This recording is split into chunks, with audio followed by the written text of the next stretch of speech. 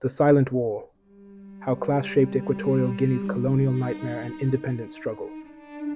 From colonial-era plantations transitioning to modern oil rigs, Africa's wealthiest nation per capita, one of Africa's worst human rights records, and the forgotten Spanish colony.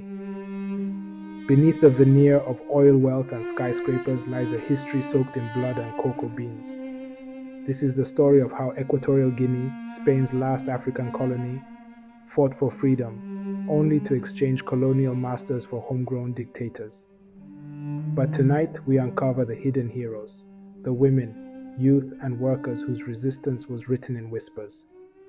Colonial Foundations, 1778–1900, building on broken backs.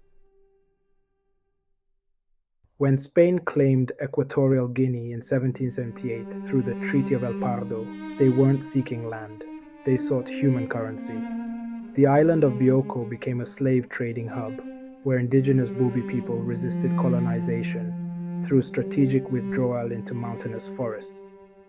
But Spain's real innovation was the plantation triad: European capital, African land, and imported slave labor.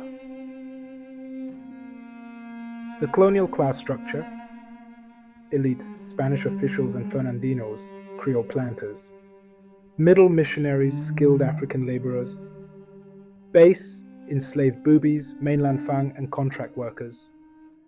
By the 1800s, Britain's anti-slavery operations ironically strengthened Spanish control.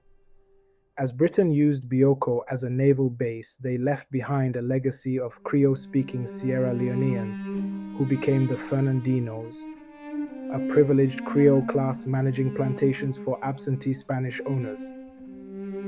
When Spain reclaimed the colony in 1844, they perfected a brutal hierarchy. At the bottom, Bubi tribespeople forced into coerced labor.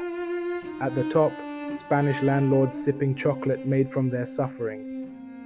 The Cocoa Wars, 1900–1959, blood in the beans. The 20th century cocoa boom transformed Equatorial Guinea into Spain's golden colony.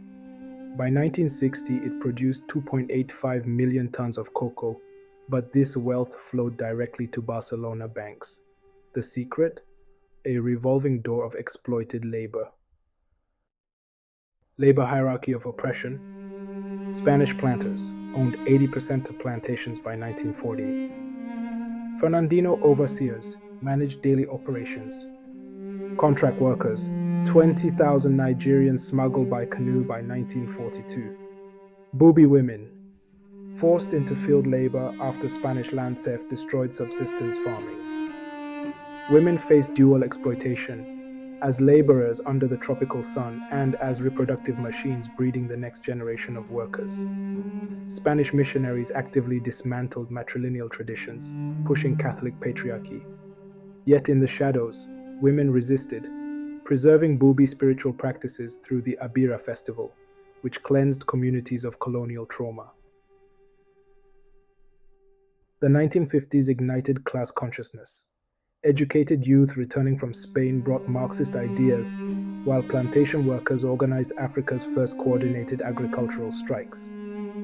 When Spain declared Guinea a province in 1959, it wasn't generosity, it was fear of revolution. Revolution betrayed, 1960–1979, independence without liberation. At independence in 1968, Equatorial Guinea had the highest literacy rate and per capita income in Africa. But the revolutionary potential was hijacked. President Macias Nguema, once hailed as a socialist, revealed himself as a class traitor. The Great Betrayal. Workers, plantation collectives became prison labor camps. Women, banned from political meetings, forced into re-education programs. Youth, student leaders disappeared, schools closed. While Macias slaughtered a third of the population, women built underground resistance networks. Lola Nsegwe Eyi organized food distribution in Malabo slums, while Natalia Angwe Ejojomo ran secret literacy circles teaching class analysis. Their names are erased from official history, but they were the revolution's backbone. Enter Teodoro Obiang's 1979 coup, backed by Western oil interests. The new dictator offered a devil's bargain. Foreign companies could extract oil if they ignored the bodies piling up. By 2006, Equatorial Guinea became sub-Saharan Africa's third largest oil producer, while 76% lived in extreme poverty. The Invisible Front Lines, 1980 present, resistance in the oil age. Modern resistance wears a woman's face. When Obiang's regime partners with US corporations for gender empowerment campaigns, it's gender washing, a PR tactic to conceal how his security forces disappear female activists to secret detention centers, use sexual violence as political punishment, exploit women's unpaid labor to subsidize the oil economy. Scholar Joanna Allen documents how activist Bertin Kubi remains imprisoned despite court orders, while women like Sultana Kaya have eyes beaten out for protesting resource theft. The youth continue their ancestors' fight. During the 2015 African Cup of Nations, hundreds of students were arrested for chanting, "Just like cocoa, oil is ours." Their demand? Redistribute the $1.8 billion in annual oil revenue. The response? Children as young as 12 receiving 30 lashes in police cells. Equatorial Guinea's story is a warning. Independence without dismantling class structures changes only the flag, not the fate.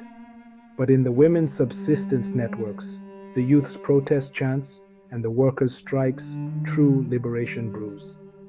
As poet Juan Tomás Ávila Laurel wrote, "They buried us, but didn't know we were seeds." If we want to understand Equatorial Guinea today, we must remember the class struggles of its past and the ordinary people who dared to rise. Thank you for joining us on this incredible journey through DRC's untold history. Drop your comments below. Don't forget to like, share, and subscribe as we continue to explore the stories that shaped Africa's past and future. Together, let's celebrate the legacies that define us. Until next time, stay critical and keep questioning.